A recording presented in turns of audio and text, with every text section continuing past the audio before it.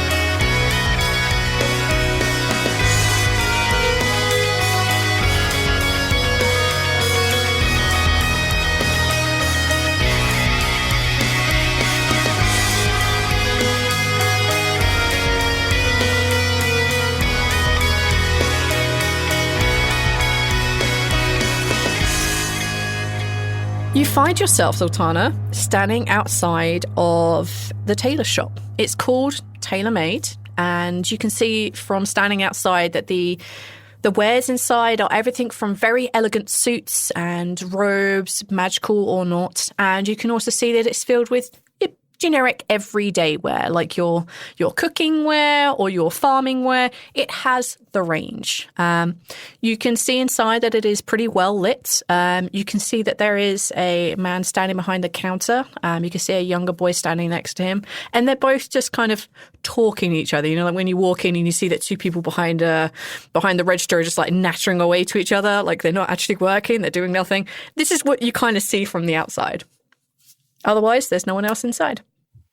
And walk in. As you walk in, you hear, as the door opens, you hear a little tinkling of a bell. Yeah, there's the little tinkling of the bell, and you kind of get that smell of like new fabric and the slight kind of like acid smell of like of different dyes. And there's definitely a little tinkling of magic in the air. There's definitely something magical going on in this area. The owner of this fine establishment kind of like waves a hand at the younger boy who kind of darts off to the back room. And you see kind of like middle-aged gentleman, like some silver beginning to appear in his dark hair. And you see that he has like these kind of half-moon spectacles that are sat at the end of his nose.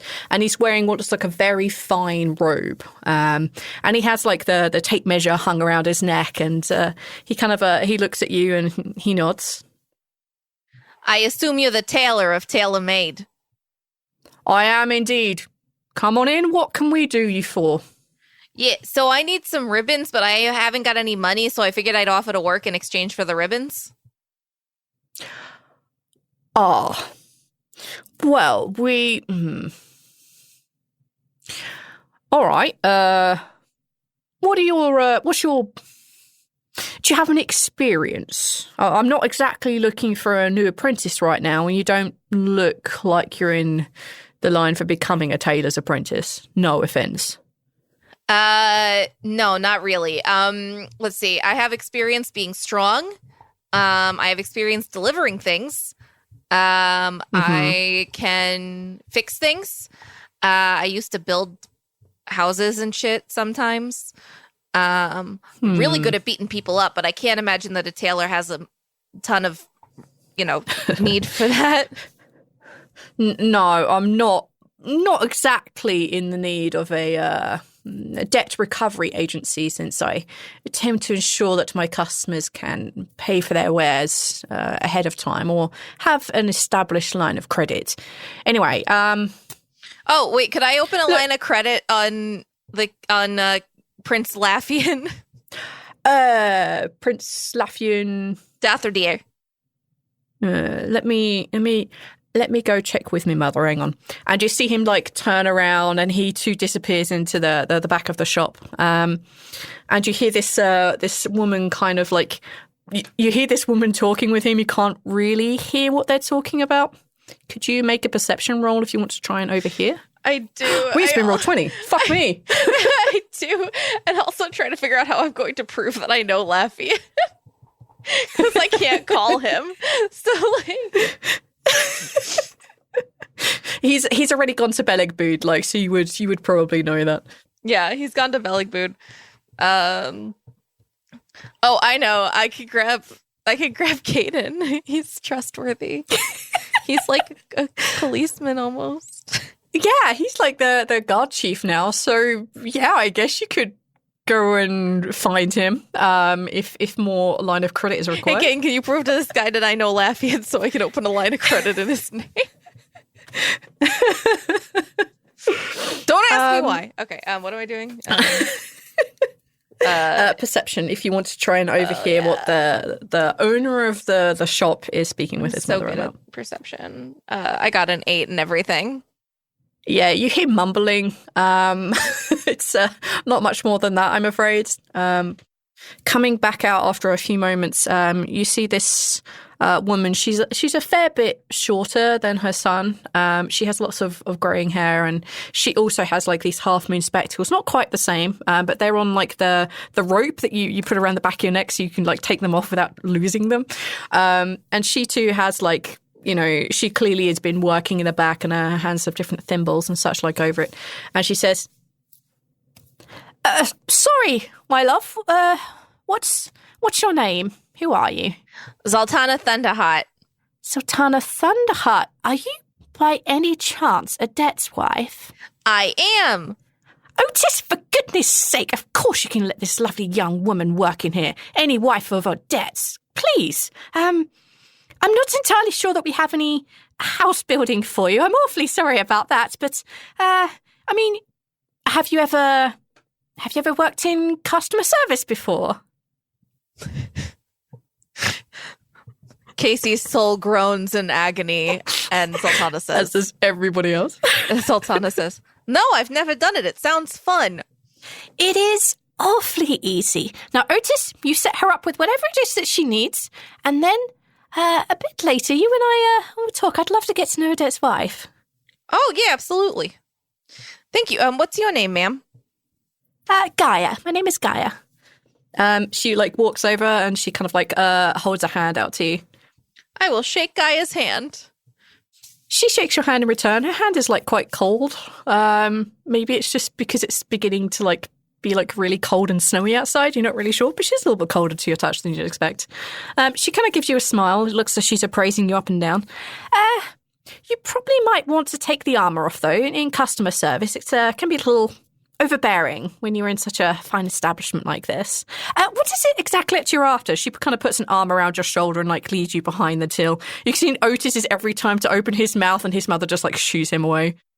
Yeah, so I need some ribbons. It's to save the world. Oh, right. What colour ribbons? Anything in particular? I don't think it said a particular colour, right? Just seven. They're all different colours. So I need 7 ribbons of different colours. Okay,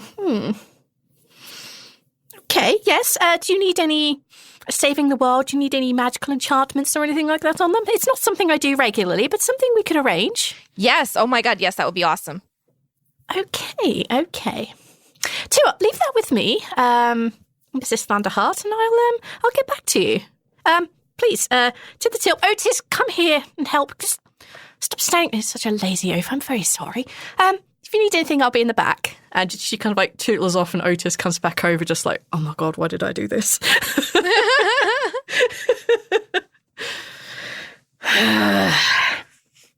All right, very easy. And he just goes over and explains the basics of operating like an old-timey till. And he just like, he explains that. I'm not going to because I don't want to. And he leads around to... No, V, tell me, how do you operate an old-timey till? With magic. And he says, All right. Now you've got the basics of that under control. Essentially, your job is, because you won't be doing any of the tailoring yourself. That's never going to happen. You just need a certain experience and skill. No offense. Your job, your only job, is to satisfy the customer and to make sure that they can pay. Is that you good with that? Define satisfy the customer. Well, if they come in and they ask for a particular colour, you do your best to make sure that they leave with a colour that they may not necessarily have come in wanting, but one that they walk away thinking, yeah, that's the right choice. Or, even if they're being a little bit grouchy or upset, just being polite. And he kind of looks at you. Got it. So if they come in and they're like, I want red, tell them that they actually want blue, but be polite about it. Right, yeah.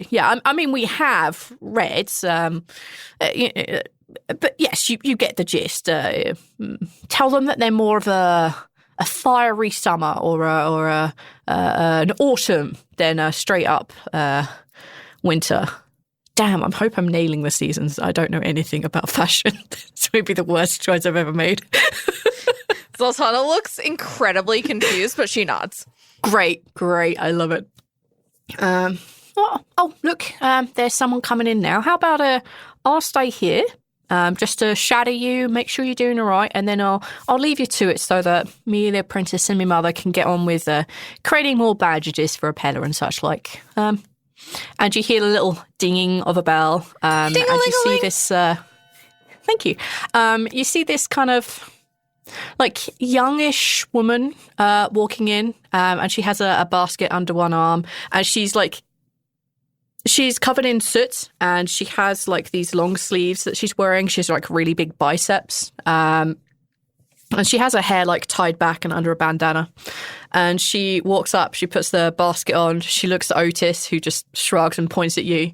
And the woman says, all right, I need some blacksmith's apron. Is that something you can do? Yeah. But have you considered instead of a blacksmith's apron, you get a pinksmith's apron? Does it have the same heat protection as a blacksmith's apron? Yeah, it's just pink. I'm kind of into it. Oh, all right, I'll take it. And you see Otis like put a hand over his eyes, like, oh fuck. Zaltanna like gives him a thumbs up. Yeah. All right. That's the. Could you get that for me? And Otis just kind of points over to a corner.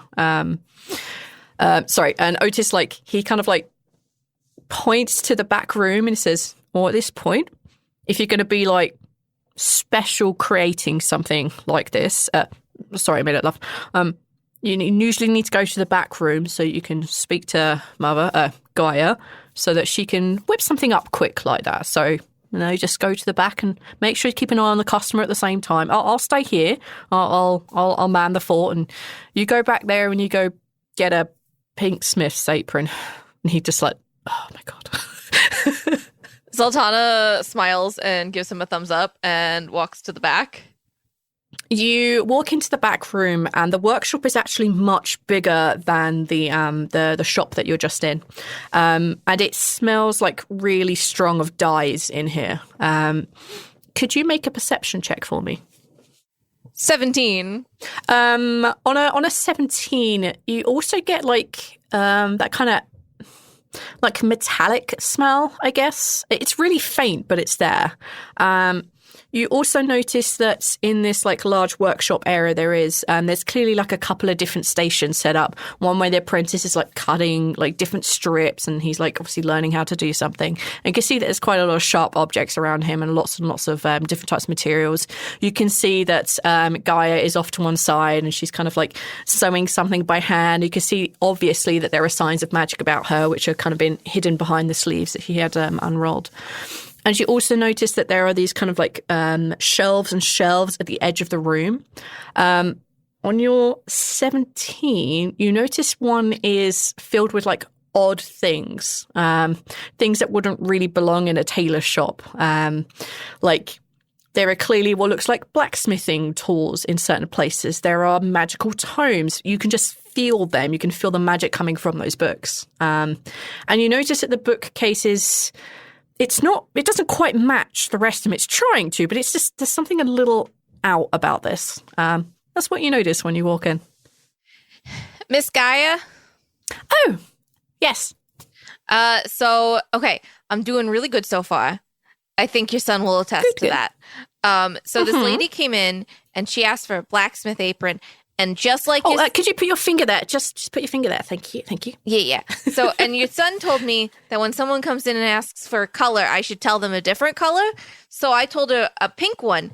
So she wants a pink blacksmith's apron that's also heat resistant, and I said we could do it. So you can see that her sewing, like when you put your finger in a place, her sewing has slowed down somewhat.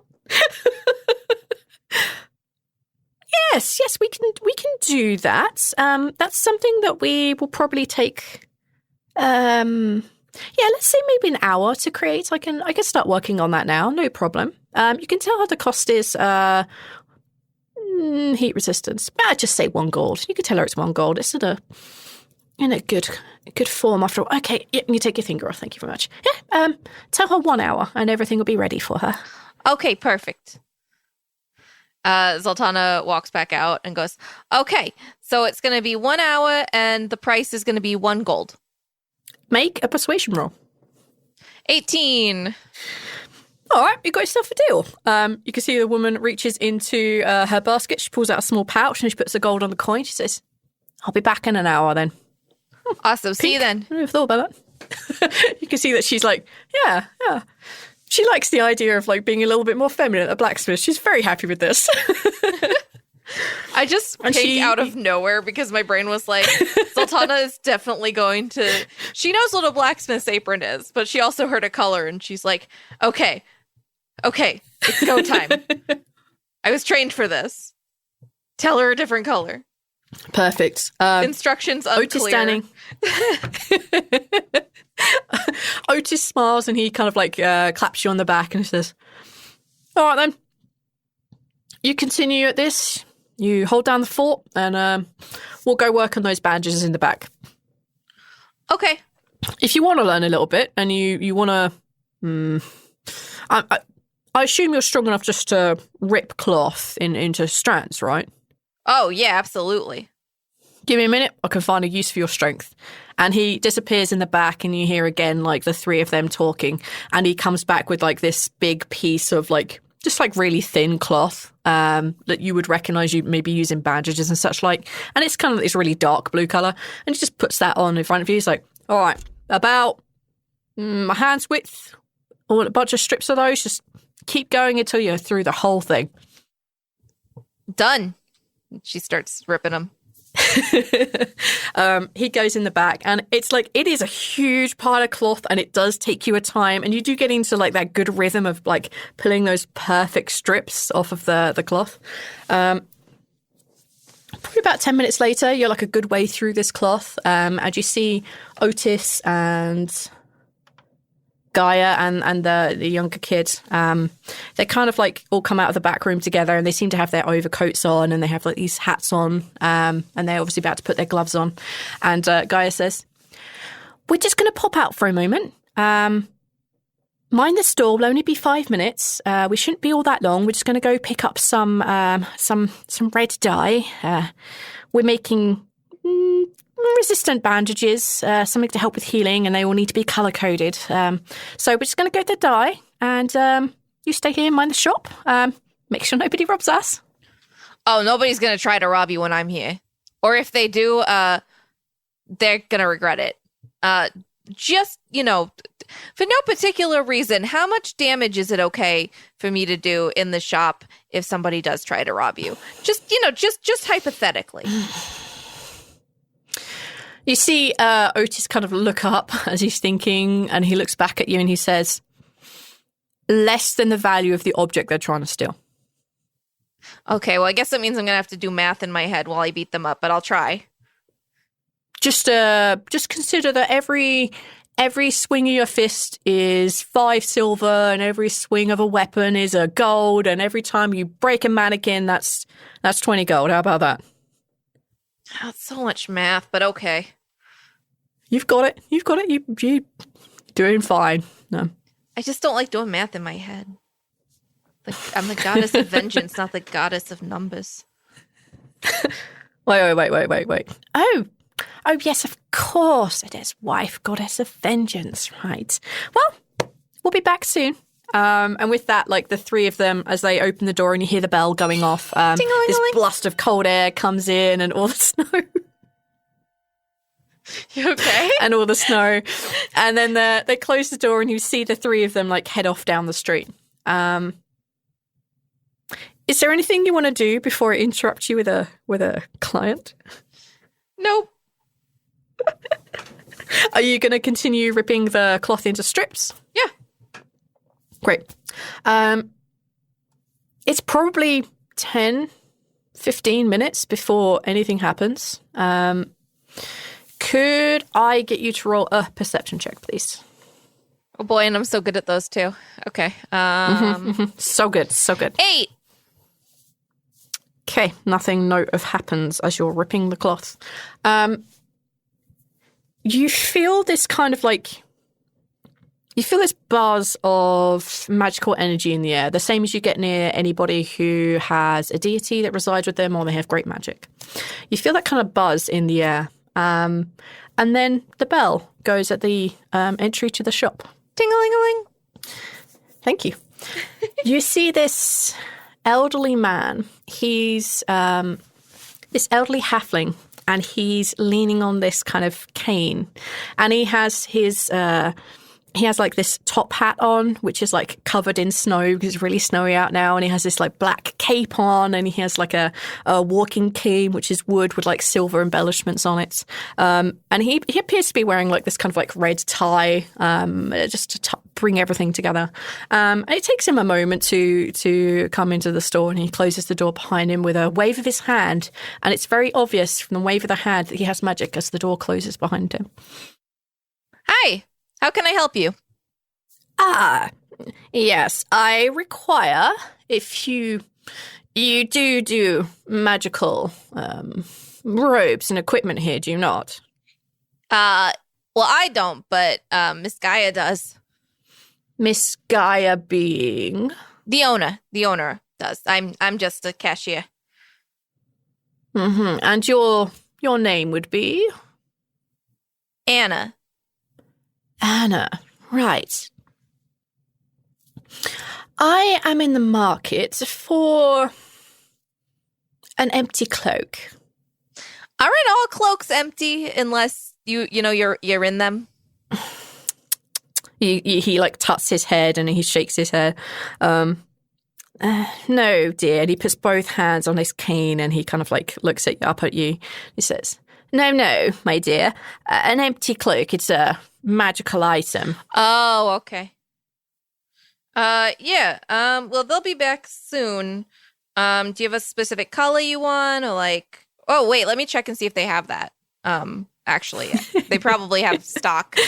I only started today, so I'm learning. And she walks.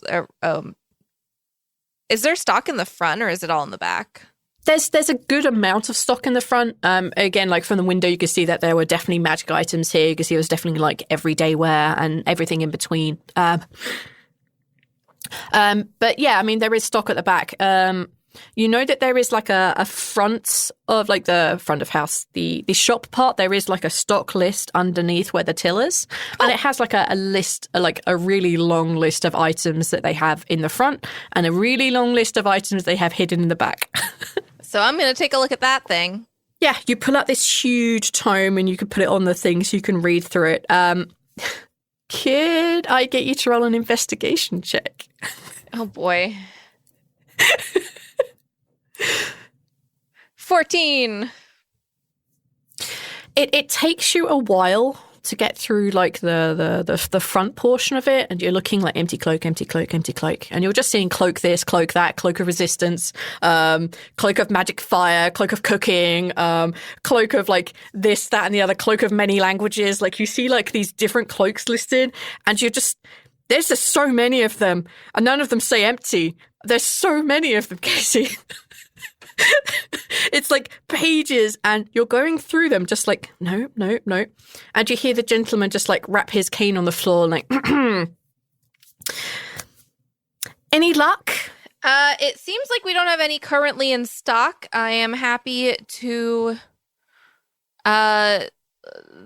put in an order for you when they get back.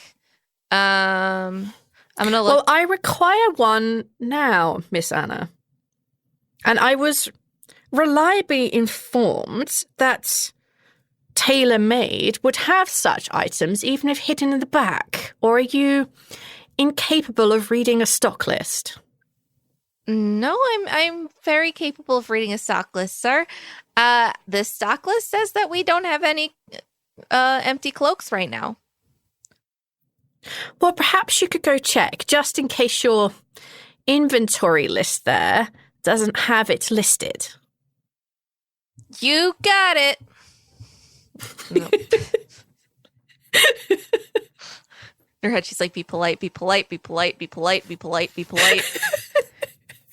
Be polite, be polite. She walks into the back. Take either an Arcana or a History check. I got a 3. Oh, you have heard no tales of this, unfortunately. About to tell him to take a cloak of go fuck yourself. And that, sir, is not an empty threat. You look around the workshop, and there are clearly a bunch of cloaks that are in the back. They're like on shelves. You can see that they are very well wrapped and looked after. And they have, like, as you make your way over to them, like your godly senses tingle, and you could tell that some of these are definitely magic. Cool, but that doesn't help me figure out which one is the magic cloak I need, because I know there's a shit ton of magic cloaks. Uh-huh. Okay, I walk back out. And I go, I'm sorry, sir. There's none in the back either. But if you're willing to wait around a little bit, I'm happy to put in an order for you of an empty cloak. They should be back relatively soon. And if you're not willing to wait, I can still put in that order for you. And you can come back in like 20 minutes. There's lots of lovely restaurants around here. It's lunchtime. Haha, during a food shortage. I will. Oh, that's right. There's a food shortage. Yeah. I didn't say that then. I forgot about that. Okay, yeah, that's There's fair. lots of nice places to shop around here. You know, there's the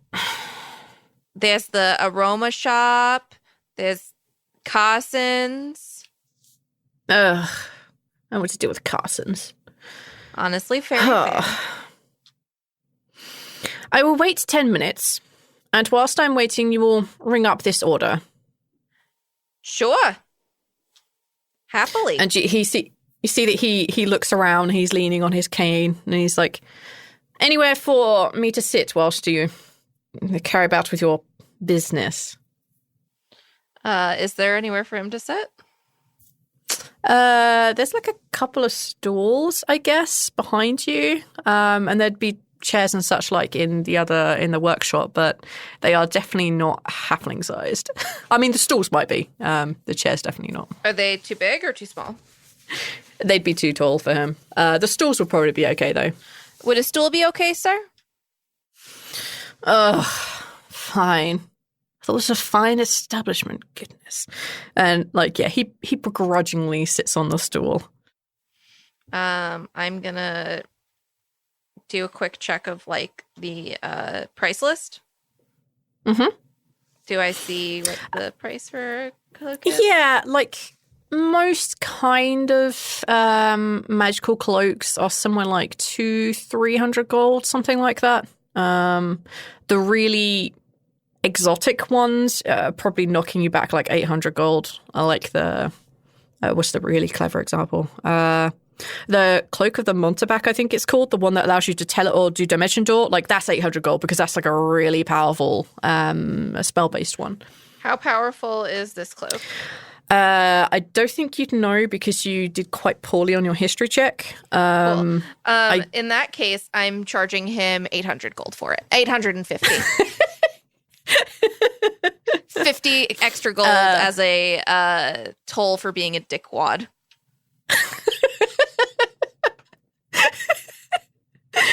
Are you going to tell him? Oh, wait, no, I'll have him ask. You found what you needed. How much is this going to set me back? About 850.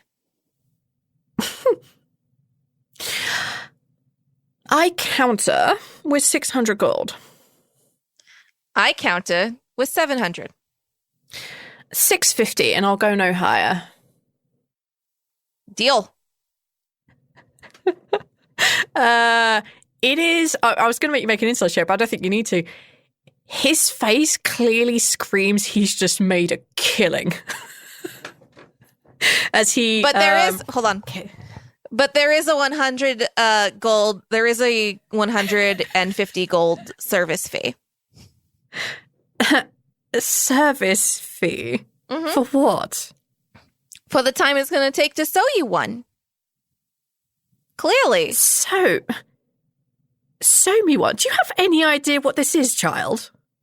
No, but I know by your face that it's worth more than 650 gold. Right. Listen, I have a family to feed. I have 3 little ones at home. And if I get stiffed on a sale and they take it out of my paycheck, what's going to happen to my kids? How am I going to feed them, sir? I'm going to need the baller of deception rolls. 24. Unless you're talking about a squash Rowlanafian. 24. All right, I'll have to make him roll an insight. I have to. It's just gold. Thanks. Zaltanna has decided to make up a service worker Sona. Yeah, we all feel that. Fine. 800 gold it is. Thank you, sir. What's the name of your... Little Mickey is going to eat tonight. Oh my god. You did this to yourself. The man puts like 800 gold on the counter. He counts them out like in chunks. And he hands them over and he says, how long do you think that this will be? You said 10, 20 minutes?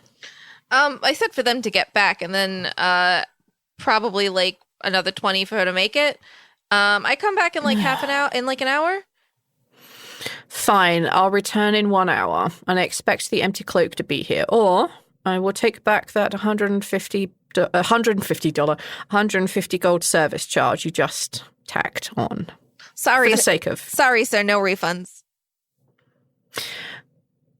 With that, you see him open his mouth and he looks at you and he says, well, that is strictly not true, is it, Miss Anna? It's absolutely true. It's a new rule. You're lying to me. No. You 20. very much are. 20 deception. I would have you roll deception, but... I just did. I can't, in this particular situation, accept a roll. For what? For the reasons you're about to find out. As he accuses you of lying, and you say, no, you feel like there is a tingling of magic in the air, like someone very powerful has arrived, or if someone is holding a deity of them. And you hear the tinkling of a bell. Ding-a-ling-a-ling. The man in front of you disappears, and you see him appear at the doorway and walk back in with a flurry of snow. You see him in his top hat. You see him wave his hand, clearly showing he has magic as the door closes behind him. Wow, impressive. I've never seen magic before. Quite a rude one, aren't you? No, sir. I'm very impressed by your magic. I'm sorry I doubted you.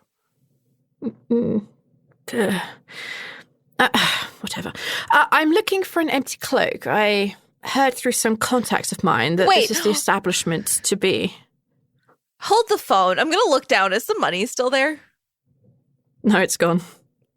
The ledger, the book that had all of like what was in the shop is now back under the till.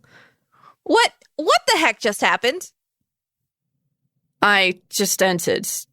No, you didn't. You were here for like 5 minutes and you were arguing with me about an empty cloak. I want an empty cloak. I've never stepped foot in this store before. I know you want an empty cloak. You asked me for one and I told you we don't have any right now, but it would take about like 30 minutes to an hour and Miss Gaia will come back and make you one. I'm sorry. I'm sorry. I've clearly gotten the wrong establishment. No, this is tailor-made. I was told they were professional. Yes, I'm sorry, sis. Somebody did some weird magic on me, and I swear to God, I swear to the gods, I just had a conversation with you where we had a conversation about the empty cloak. But I apologize. We do not have any empty cloaks right now, and Miss Gaia, the owner, will be back shortly, and we will make you one. Right. An hour. Yes, sir. That's a... How much this will set me back? 800, sir. Let's try 600.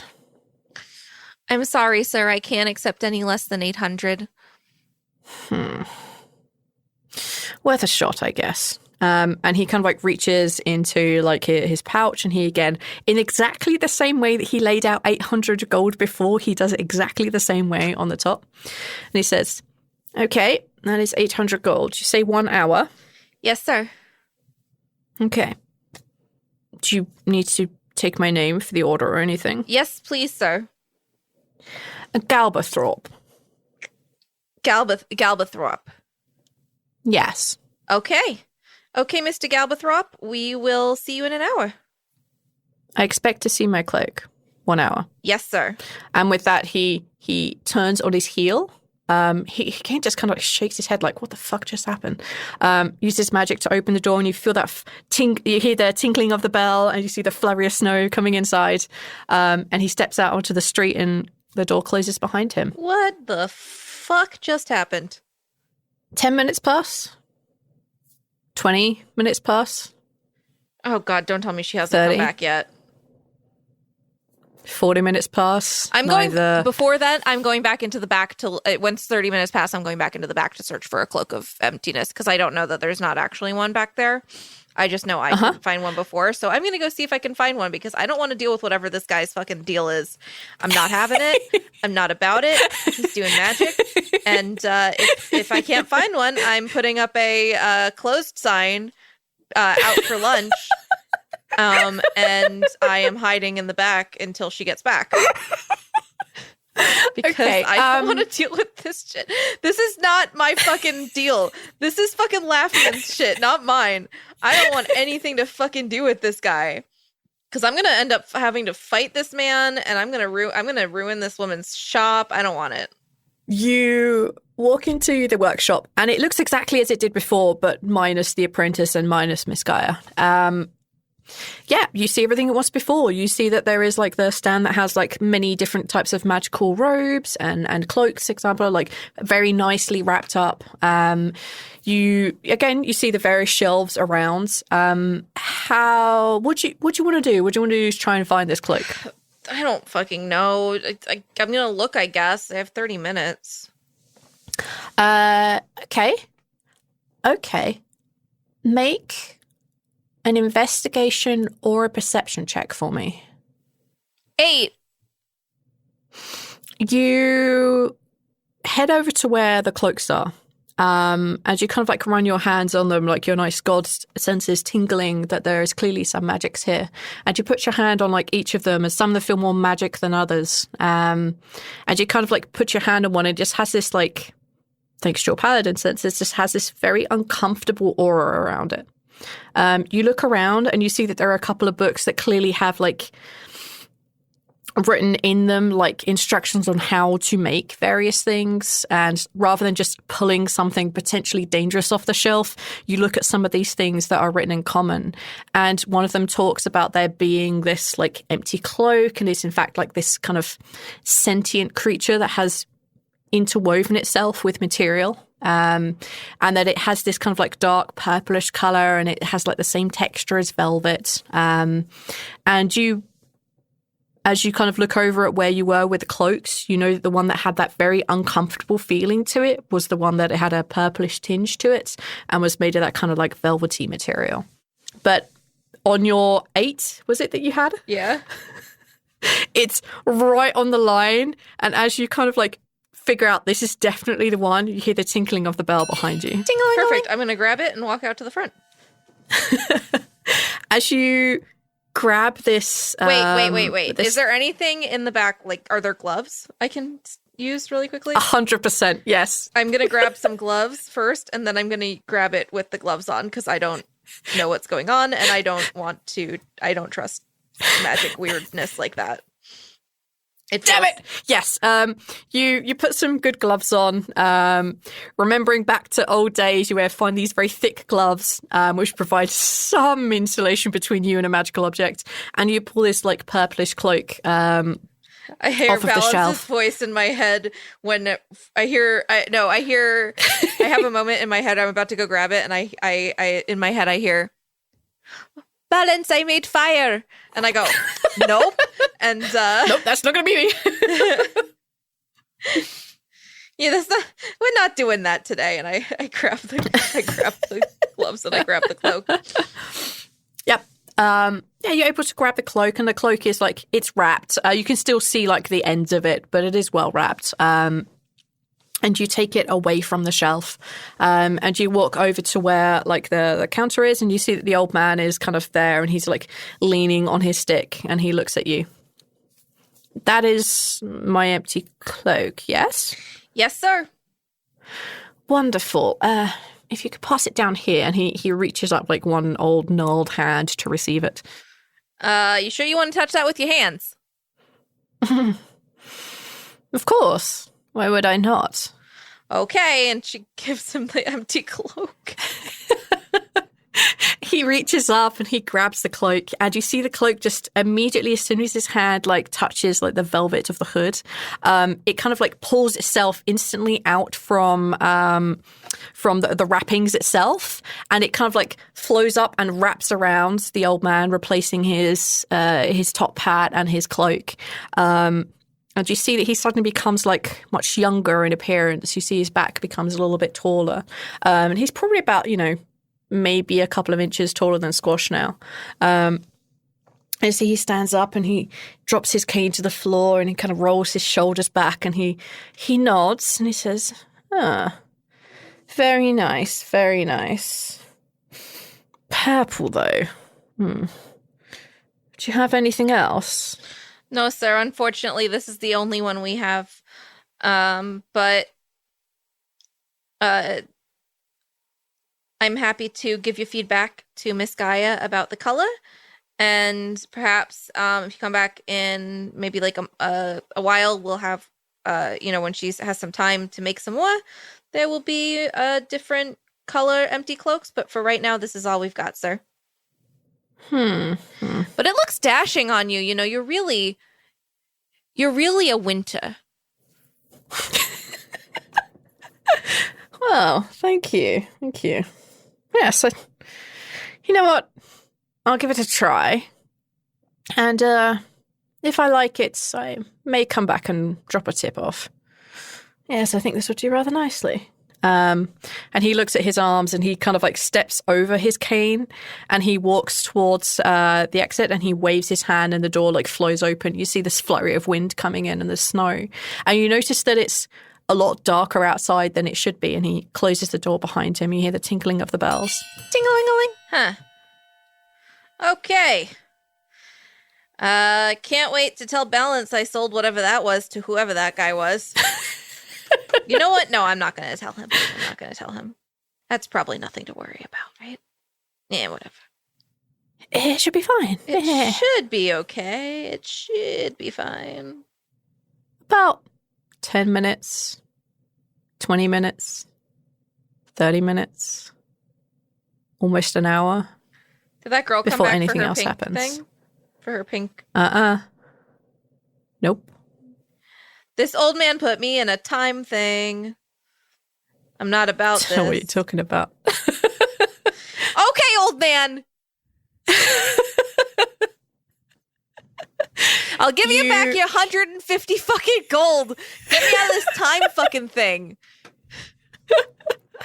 You hear the bell at the front of the shop go off, and you notice that outside is like almost pitch black now. It is definitely like night time at this point. And you see he looks much, much younger now. Like, probably like, early 30s, late 20s at the most. And he's still wearing this purple cloak as he walks back in, and you see like these two halfling children run in, and they have like bright red hair and the other has like dark black hair. And you see them running in, and they run in like absolute terrors. And they run in and they start like putting their hands on different things, and they start pulling it and shaking it, and they like basically run to the back of the store and throw things down as they try to hide behind things from their father. Okay. And you see these children just running around and causing chaos as the gentleman makes his way towards where you are. What do you want to do? Okay, sir. This is not okay. And what do you mean? You know what the hell I mean, guy. This. You put me in some kind of weird time loop. Or something. Like... Time loop? Or you froze time or something because you were in here and then you came back in here and it was the same time, but it's been hours and the lady hasn't come back for her blacksmith cloak, and I know she will because she paid, so you did some fucking shit. At that point you hear like the crashing as a bunch of mannequins fall to the floor over to the side, and you start like hearing like one of the shelving units that's in front of you. You can just begin to see it rocking, and you see like the kids just like beginning to grab it and play from it from side to side. Okay. Also, your kids can't be doing that. You see the man turn around, and he kind of like very politely asks them to stop. And they just look at him. And whilst he's looking at them, they look down, they get off of like the shelving unit that we're climbing on, and they very patiently go stand next to their father, and they look up at you. I would like you to outfit both of these, please. They're about to become apprentice scribes. They require robes, the ones that don't get filthy. Anything magical will do. Well, sir, I would have a lot easier time outfitting your kids if my seamstress was here and not stuck in a different time, whatever, than I am.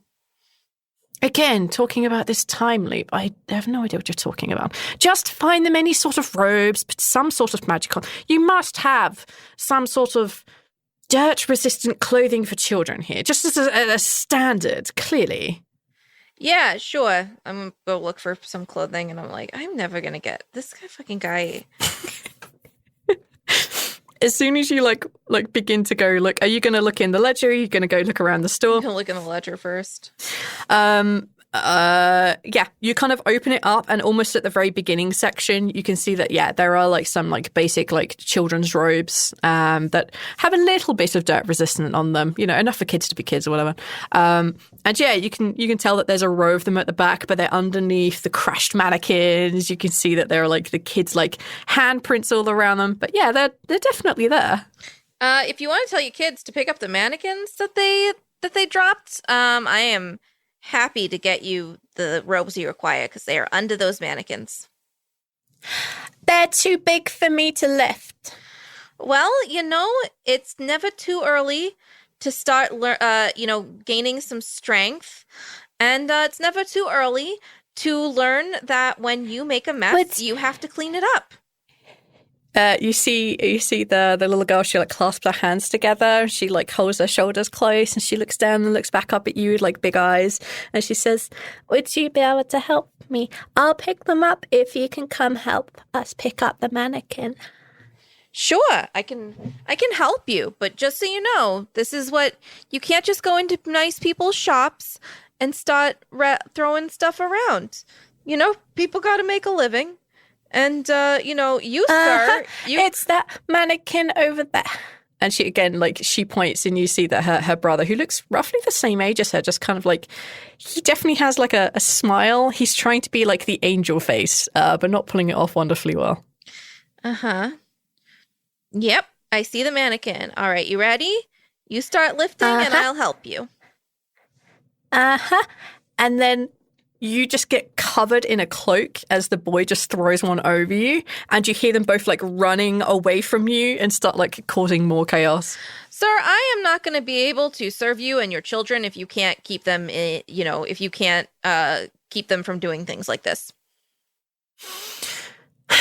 You are denying my good money just because my children threw a cloak over you.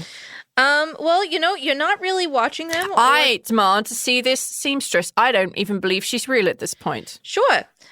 She has disappeared, and Zaltanna gets up and flexes her muscles. Cloak falling off, like... I don't know where she is, but I can tell you for sure that she would not appreciate how your children are running rampant around the store. And if you were a good father, you would watch them and make sure they weren't doing these things. I can't. Are you claiming I'm a bad father? I can't watch your children. You hear the dinging of a bell, and you feel this tingling of magic. No. Yes. You feel this tingling of magic, and you see the door swing open with a tinkling of a bell. Flurry of snow. Ding-a-ling-a-ling. You see this old man walk into the room. No! Get the fuck out of my shop! You feel a buzzing of magic and the tinkling of a bell. As you see this old man, this old halfling in a black kind of suit-looking thing and a top hat walk into the room. Okay. Listen, sir. I get what you're doing here. It's do these things for me without, losing your temper. I have to be polite, but you don't because I'm just a service worker. Well, fuck you. Fuck you. Fuck your magic. Fuck your fucking, whatever the hell shit this is called that you would say time looping shenanigans. I'm fucking done. I am done with this shit. No fucking ribbons are worth dealing with fucking time shenanigans. And Zaltanna takes off her shit, like her thing and just walks out the door. You walk out the door as you grab all your stuff. As you walk out the door, you find yourself walking from the back room into the shop itself, and you hear the tinkling of a bell. Ding-a-ling-a-ling. No. And the gust of cold air. No. The fuck? Take any fucking cloak you want at this point. Just fucking stop. Stop. Stop doing it. You see the old man, he kind of like steps, just like walks around the thing, and you see him look up at you. It's like, I can take any cloak I want. Do you happen to have a empty cloak by any chance? Yeah, I have an empty cloak. You've already taken it, and then you brought your fucking shitty. No. You brought your fucking shitty kids into my fucking establishment, and when I told you to fucking take care of them, you turned the time shit again, and now it's back every fucking time. And if you're not doing it, someone who fucking looks exactly like you is doing it. Do you have like an evil twin brother or some shit? You see him like smile, and you see his like features begin to like slowly de-age as he looks up at you, and he takes his hat off and takes his gloves off and puts them inside his top hat and kind of like begins to like loosen like the shirt he's wearing, and he looks up at you and you realize that he's again much younger than when you first saw him. Yeah, and he says, that's about what I fucking thought. Do you do this in every establishment you go to shop at? If the person who's working at it isn't exactly as polite as you'd like, then you fucking put them into a time loop until you wear them down and they're nice to you? Is that your game? Is that what you get? How you get your kicks? Is that what gets your rocks off? No. Little more nuance than that. This has been rather fun, though. Yeah, it's been I am so fun that and then I punch him in the face. You punch him in the face, and your fist goes through him as if he isn't there, and you hear the dinging of a bell, and you feel a gush of cold air. Ding-a-ling-a-ling. Young man walk in, holding his top hat in one hand, and he looks at you and he smiles. Still haven't figured out the rules of the game yet, have you? That's a lie. There are no ways of winning this game. Well, no, that's not strictly true. Now, you and we're going to be stuck in this loop for a while. I'm created by this loop. When this loop ends, I end. So I have no interest in ending this. I have no interest in being yelled at. We could just spend the time that we are trapped together developing a friendship. Not me being yelled at or punched in the face. Let's try something different, shall we? How about a game of cards? Just to while away some hours. The hell is your problem, man? Mine. I'm just created this way. Sure. Who created you, though? What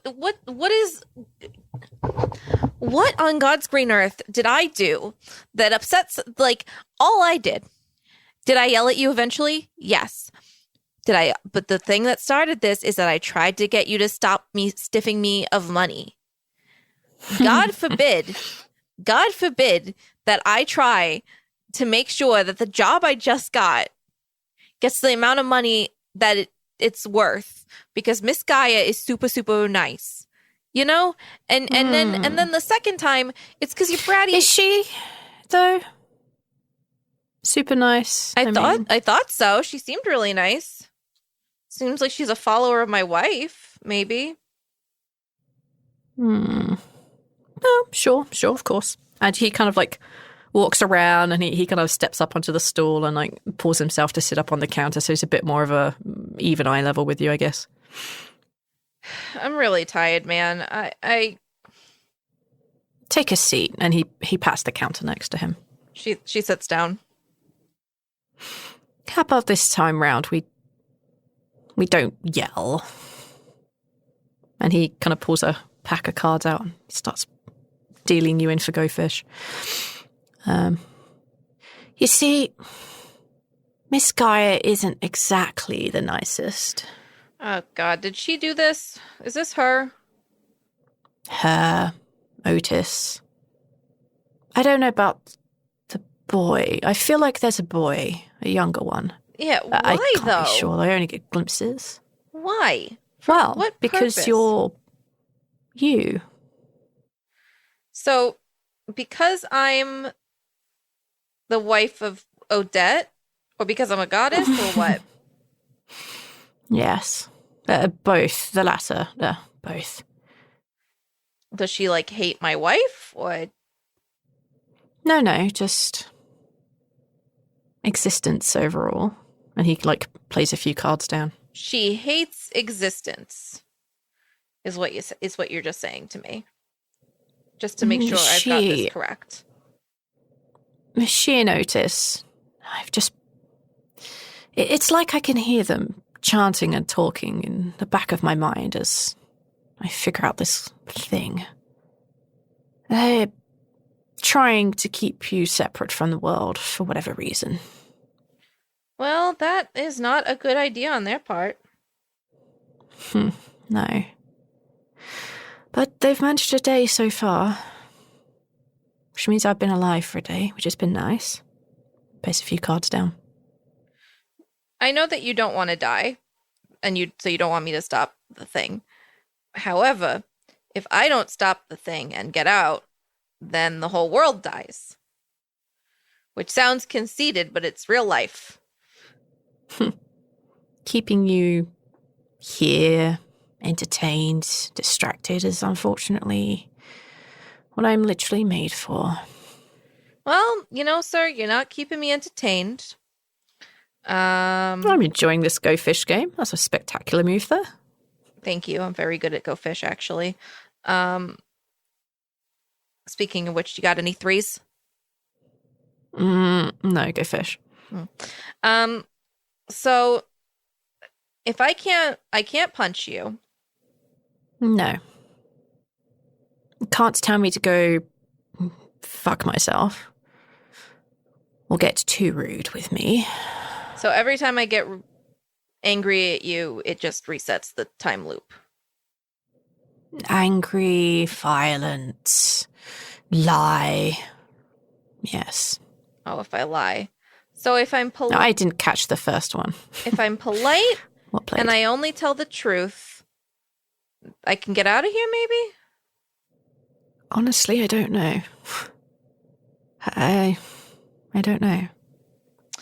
I feel I don't exactly know to the extent of this time loop. I don't know if it's just affecting the shop or everything underneath or above, or whether it's the whole world that's affected by this. No, probably not the latter, though. They seem to be continuing their conversation. It doesn't reset unlike ours. I mean, perhaps we play the loop through. I'll try to be as nice as I'm able. You be as accommodating. This is gonna be torture. But yeah, okay. I'm sorry about the children. I don't know where they came from. Terrors. I'm glad you said it. Okay, let's try it. Let's try polite. Let's give that a shot and see how that goes. And if not, we'll try something else. Okay. Up. He gives you the last three he has. Do you need me to... It jumps off the counter. Do you need me to yell at you to reset it? Give it a go. Get the fuck out of my store, you piece of shit! Ha! And then you feel the inkling of magic. You hear the ding-a-ling-a-ling bell going off. That felt really good. Felt good.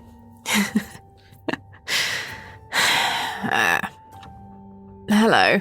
Hello, sir. How can I help you today? I was told this place does have magical cloaks, does it not? Absolutely, sir. What kind of cloak can I get for you? I was wondering if perhaps you were to have a empty cloak. I absolutely do. I know for a fact I have one in the back. Let me go get it for you, sir. Thank you very much. And you make your way to the back. You can put the good gloves on. Return it back to him. And he says, and I believe something like this should set me back 800 gold. He gives you a sly wink. Yes, sir. 800 gold. Excellent. And he puts the gold pieces out exactly the same way he's played them out every time before. He puts the cloak on and he becomes younger once again, just very slowly. He drops the cane on the floor and he says, thank you very much. You have been most excellent. And he steps over the cane and he leaves the shop. You're absolutely welcome, sir. 10 minutes, 20 minutes, nearly an hour passes. It's very, very dark outside now, almost pitch black. And these two children come running in, and as they make their way to the back to try and knock over the mannequin, you hear him shout at the kids, and they just come and stand looking as innocently as possible next to him, but both completely failing. And he says, you did such a wonderful job last time. These two.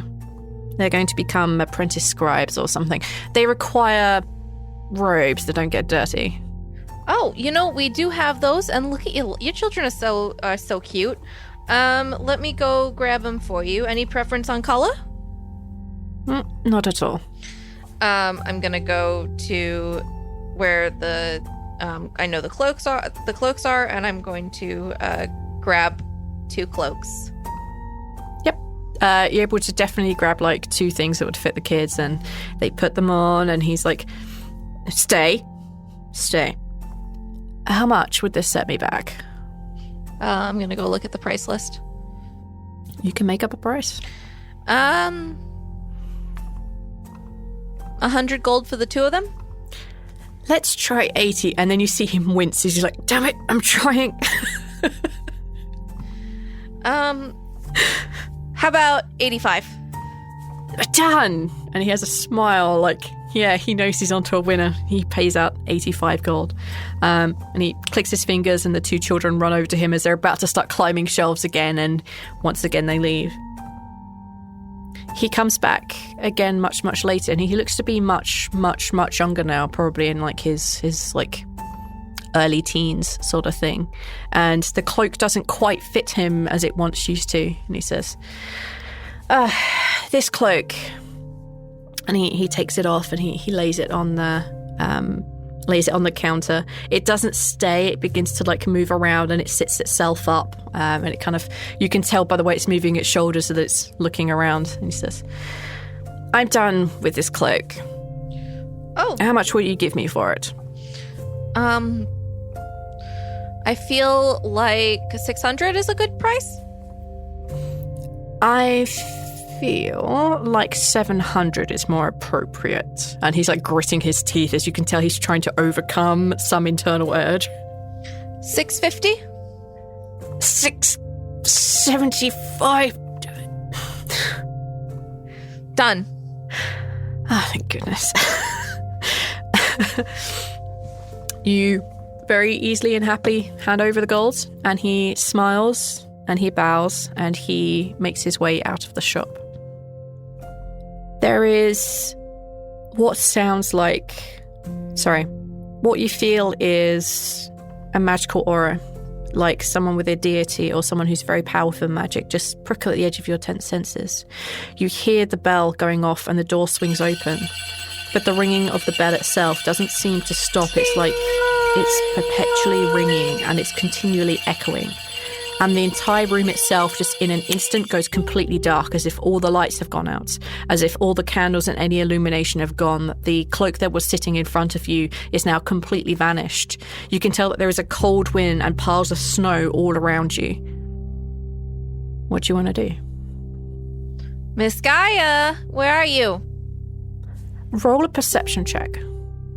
At advantage. Gotcha. 20. Hey! Nat 20. And that is more importantly, there we go. You call out for Miss Gaia. You smell faintly on the wind like a candle that has just been snuffed out, and it has that kind of like really like smoky smell. And you hear a very quiet damn. And it's coming from the workshop. Oh, Miss Gaia. And I'm going to walk back into the workshop. On your natural 20, which I will allow you to continue to ride, you see that the bookcase, the shelving unit that was like slightly odd, didn't quite fit into this workshop. You see that it's very slightly ajar from what it was, and you can see this, what looks like darkness, and then you see this faint like blast of light as if someone's just struck a match or just lit up a candle, and then it's covered away very quickly again. Yeah, Miss Gaia, I know you're here. Just come out. You begin to hear the sounds of a spell being cast. Yeah, no. Where is that coming from? It's coming from whatever is behind this bookcase. I'm moving the bookcase. Yeah, you can like grab the bookcase. I'm gonna say it's be enough to interrupt their spellcasting. Like they know that something's coming, but like it's a very like noise. Sorry, I probably shouldn't do that. I'm so sorry, Neil. There's like this very loud scratching and scraping noise as you just kind of like manhandle this out. It's not how it's supposed to be opened, but you're strong enough. Basic score, you can just pull this open. And you see into this kind of small room that has been hidden away. And you can see Otis and Gaia sitting in the middle of this ginormous room, which is drawn in a variety of like chalks and kind of what looks like small bones and droplets of blood. And you also see that there is a lot of sand on the floor all around them, different colours, just spread very, very, very thin. And you can see that there are kind of braziers on the side, and one of them had just been lit. Your opening of the bookcase interrupts whatever spell that they're casting, and you see Gaia look up, and she kind of like has a very wide eye, and she once again throws her hand out to grab hold of Otis, and you can see that she's about to cast a spell again. Yeah, no, I'm punching her in the face. All right, my friend. All right, go for an attack roll on Gaia. It's just We're just going to go back and forth because it's just you strength, and I. right? Like, fuck it. Yeah. And I have extra attack, so too. Oh my god, no. What? No. Roll 20, no. What? What the fuck rolls? Okay, can I roll human dice? It's okay. 11 is what you needed. Jesus Christ. Because they're not wearing any armor. They're not wearing any armor. They have been doing this for a long time so that their mage armor isn't active right now. They basically have the base level AC, and you beat that with your 11. So that's fine. All right. Go ahead and roll. I think it's supposed to just be 1 plus your strength, but fuck it. Let's see what we've got for you. It's supposed to be 1 plus your strength modifier. Oh, 8. It's flat if you're just unarmed.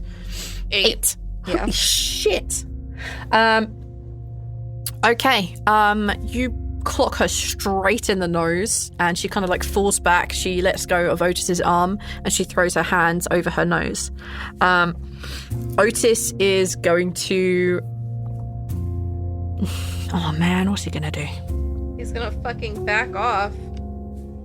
Otis is going to reach...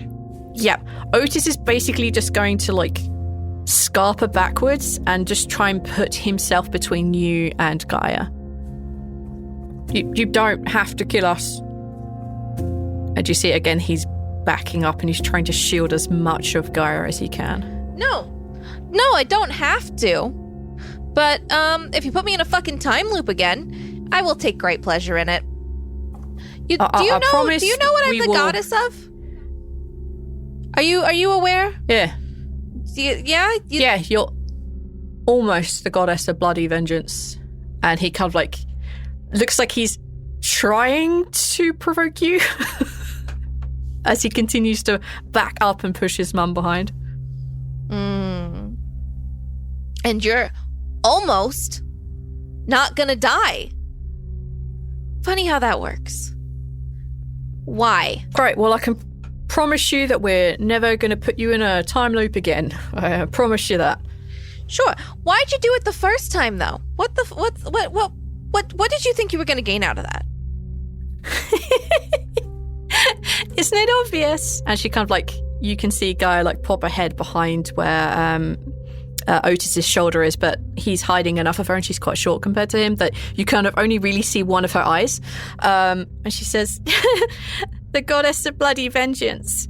She doesn't recognize vengeance. Vengeance for fucking what, bitch? You're so fucking... Zaltanna is done and she has unsheathed her sword and is pointing it at them. She's like, vengeance for fucking what? Vengeance for fucking what? Otis says, just get on with it. Well, you took out our main guy, didn't you? You and your friends. You sent him God knows where. Probably. I've killed a lot of guys. What guy? Oh, don't tell me you're followers of Daichin. Yeah. The blissful eclipse, actually. He's just a mouthpiece for him. And you see again that he's backing up. You get that faint tinge of magic in there. It gives me so much pleasure to tell you that I murdered him. I killed him in a way that the blissful eclipse will never get him back. And I'm going to kill your god too. And then I'm going to stab him. Can you take a perception check, please? I just want to say, like, for the record, I know Zaltanna's not the one. I'm pretty sure. I can't really remember. But I'm pretty no, sure it was Zaltanna. squash. Yeah, it was. But squash. It just makes it's so much more fun to beat a dick like that. Also, it's a 14. 14. All right, let me roll. You notice that there is a faint magic in the area, but you don't know what or why. You just know that it is. You can probably guess why, but you can't see. And Otis says, you might have hidden Dacian from us. You might have killed him. You and your friends destroyed him, but he's just the messenger. And with that, you see him and Gaia into where their navels are, and they disappear. I'm ransacking their store for, like, the best shit I can find. Oh, yeah. There is a crap ton of okay stuff here. So there is actually, like, some, like, good cloaks here. Like various kinds of, like, improvements to certain kinds of skills. There's, like, good cloaks for, like, you could basically ransack this and live at Carson's for the rest of your life. The cloaks alone. Yeah, like, you can absolutely ransack the shit out of this place. I'm just going to give it to you, fuck. You find that in this, like, ritual room where they are casting, you've seen what sand from the Hourglass of Bikron looks like. It's multicolored sand. And looking around and feeling, you get that everything around here is clearly covered in magic, and it's coming from this sand. There isn't a lot of it, but it is, like, finely spread enough over this floor. You can tell that there are clearly, like, odd, like, signs that they belong to the cult of the blissful eclipse. You can see, like, the odd pins and the circles of darkness in different places. You don't really find any texts or any like, dear diary, today I told Dacian to go fuck himself. Like, you don't see anything like that in here. There's no Bethesda style, like, hints to the story. But you do find, like, descriptions of, like, for example, the empty cloak. That is a real thing that is actually in this store. You see and find that there are many resistance cloaks. You can tell that the boy who is working here, just looking around in his space and ransacking that, he clearly had nothing to do with this. Like, you can see, like here's his wage slip, and he says he lives at this place. He has nothing to do with this couple. You can tell that the store itself has something like 600 gold in pieces, give or take, and you can absolutely, like, be rewarded for your day and a half of work with that. No problem. I'm taking all that money. So I'm going to not take the empty cloak because that's terrifying. But Smart. I will take any other cloak that looks like it's worth money. Yep. And then I'm going to go to Carson's and trade him a bunch of their shit for the ribbons. Yeah. Also, I'm gonna set fire to their. No, I'm not gonna do that because it's probably connected to their shops. But Yes, I am gonna put a giant hole in the fucking door. Yep, you can absolutely do that. It's now forever open for business. They're going out of sale. I just yell, fucking free for all in there. Take whatever the hell you want. Oi, what are you doing? Be quiet. And you realize that it's a very empty street, and it's very, very, like, early in the morning. It's like 4 a.m. And you can see that there are a couple of guards wandering around. One has, like, a torch that he's walking around with, and noticed that you blew a hole in this. He kind of sees who you are, raises a hand, nods his head, and continues on with his business. But yeah, you can rock over to where Carson's is. And yeah, like, the store it's manned. It's not, like, open. They're not advertising they're open, but you can go in there and you can see that there's this, like, young teenage boy who's working in there. He's, like, really short cropped blonde hair, and he looks like he would not be out of place in, like, a gaming store. He has like a short t-shirt on. Like he doesn't really care about the cold because he's too cool. Ooh, Yeah, and he kind of like walks over and he's like, "Hello, nice to meet you. How can I help you this late hour?" Yeah, I gotta trade some shit for some ribbons. Right. Okay, then. He takes the stuff and he takes more stuff and he's like, you see his eyes just like widening. If he got paid commission, he'd be on bank, but he's not. He gets paid a wage. I'm not gonna give him everything. And, just can you do me a favor and just like list out like 5 items that I kept, and they can be anything.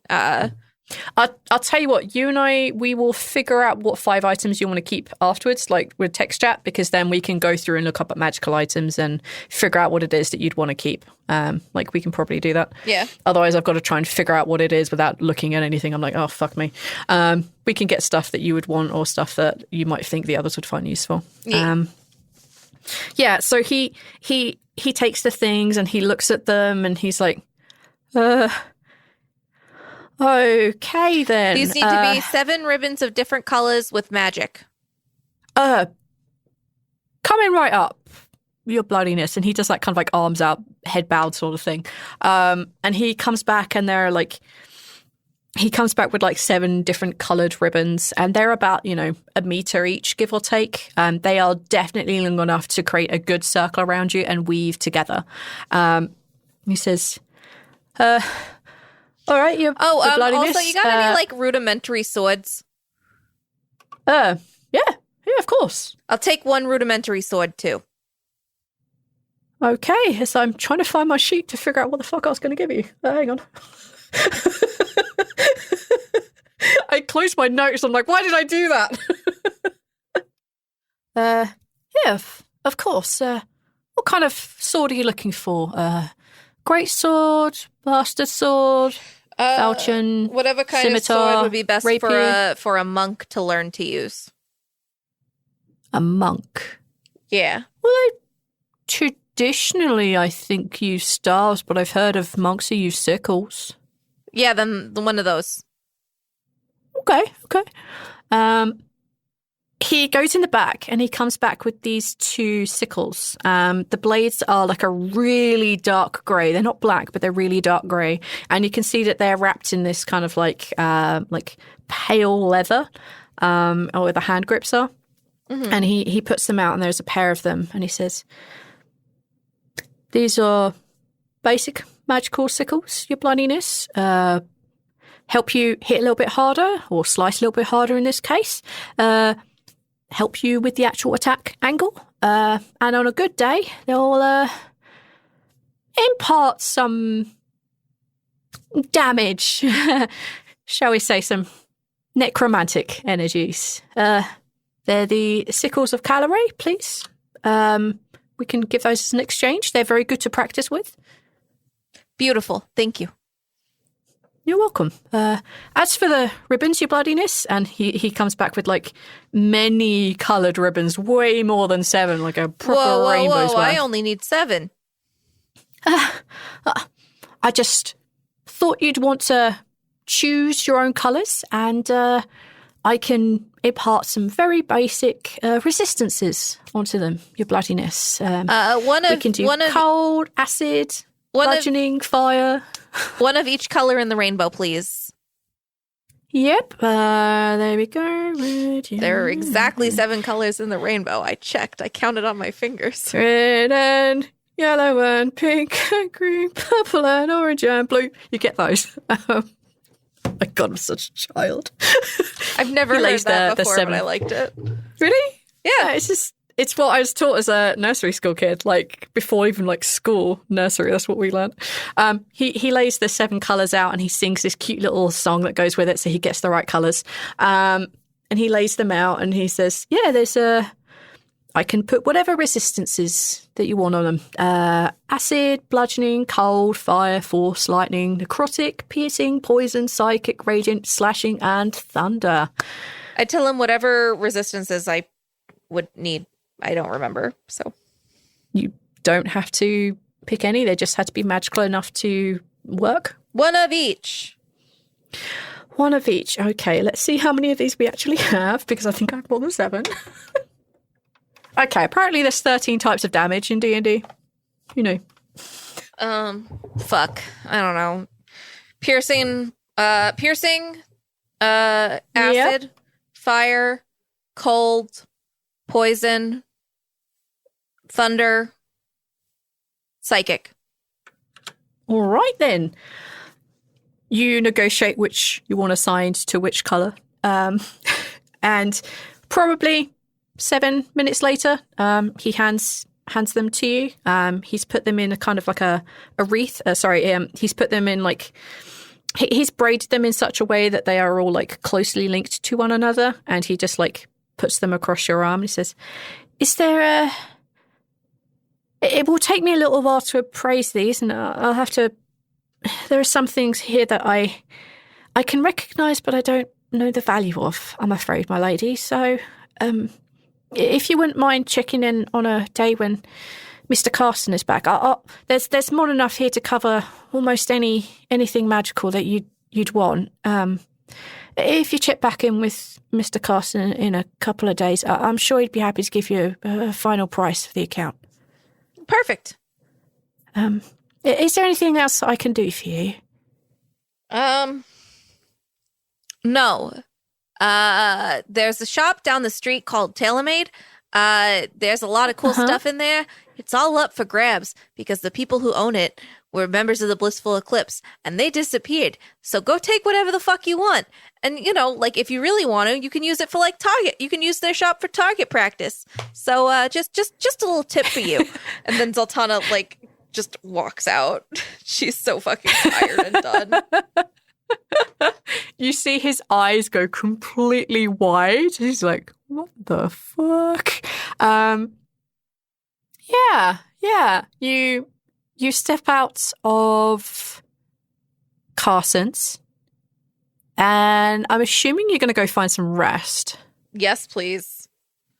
Oh my Yes. God, hey V? Hey V? Yeah? I hated it. Yeah? You're welcome. Thank you for making me live fucking Groundhog Day, but in this fucking service capacity.